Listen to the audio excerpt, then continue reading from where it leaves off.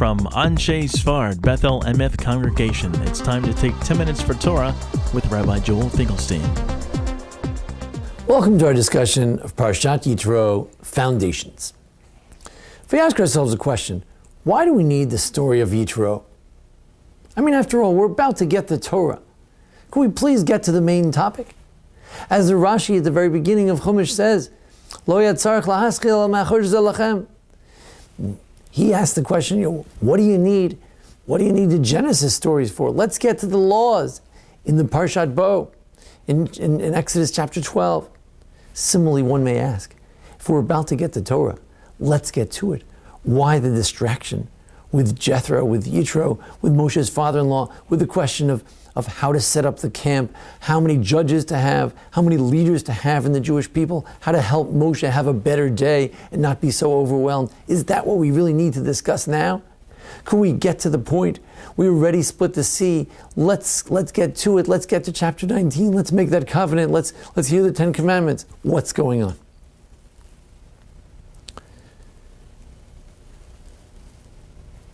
One possibility is that indeed Yitro comes to tell us that just as he gives advice prior to the Torah, so must we understand that there is human effort and logic which is necessary for proper and ethical living. There are matters of advice that may come from outside of the Jewish world. And the Torah is not here to replace and supplant Jewish general ideas of how to set up an economic structure, how to set up a political structure. The Torah, in fact, has very little to say about economics in terms of the economic system as a whole and in terms of the political system in its details. That is left to the human imagination. There are realms that are left to the human imagination and to the human ethical sense and to the Tzelem Elokim, to the image of God that's implanted within each one of us. Perhaps the Torah is suggesting that yes, even before you get to Torah, there are certain ideas, human ideas, which are significant to set up a foundation, a premise on which you can build the Torah and a even more ethical and God-centered community. Now, there is another view.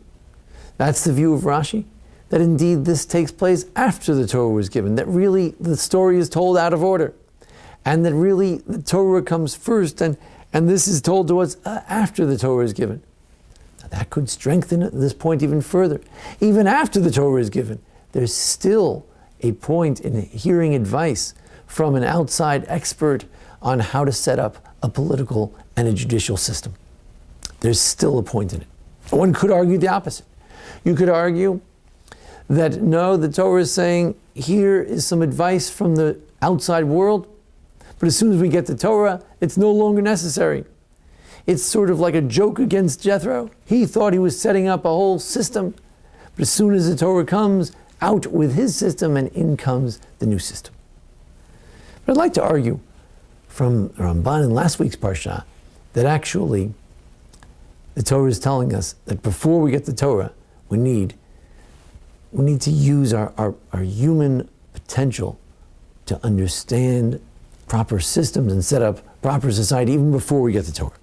Ramban said that at Mara, at that place from last week's Parsha where the waters were bitter, that Sham Samlo Chokum Mishpat, that their laws and some sort of law was established.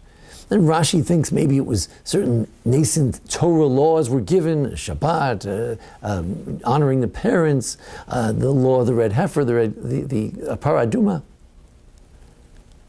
But the Ramban suggests that no, it was just a chok means a laws of apportionment. That in the desert, how do you divide the pie? How do you divide the water in the desert? How do you divide the manna, the man from heaven in the desert? When can you take it? When can't you take it?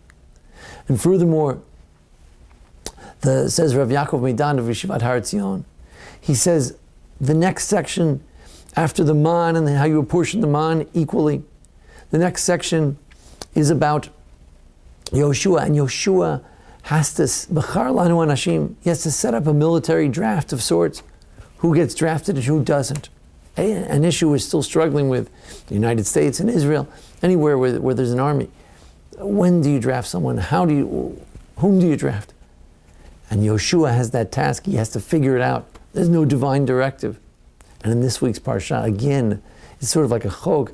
It's sort of like a community law carving out who does what. There's a high court and a lower court. Moshe is the highest court. All this, these are the hukim, not the laws of God. These are the hukim, the mundane matters of economics and politics and how to set up civil society.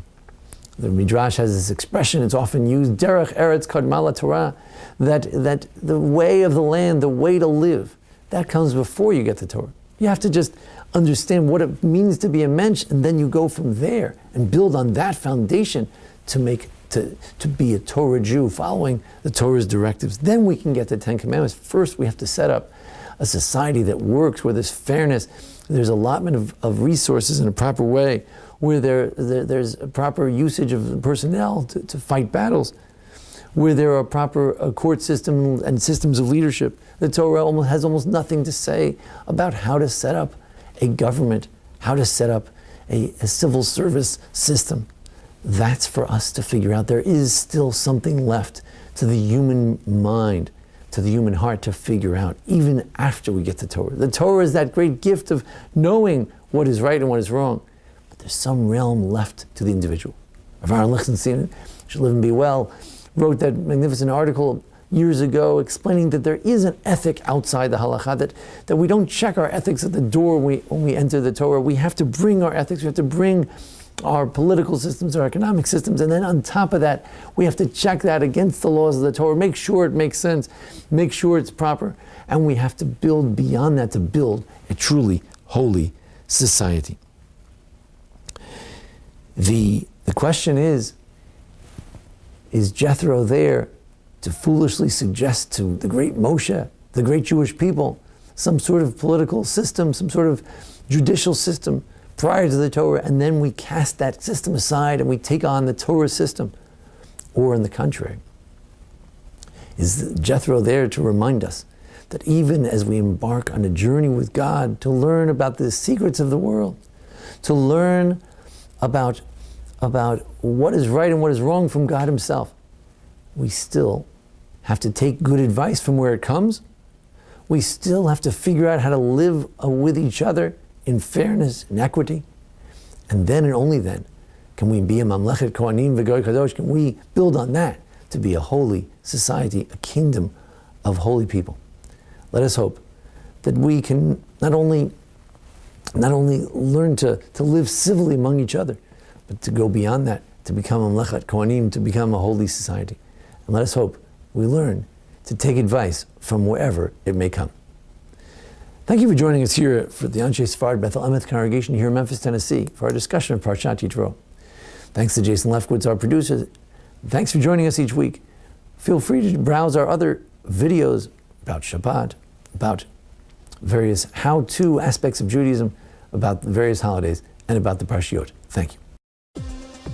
This has been 10 Minutes for Torah with Rabbi Joel Finkelstein. To learn more, visit ASBEE.org.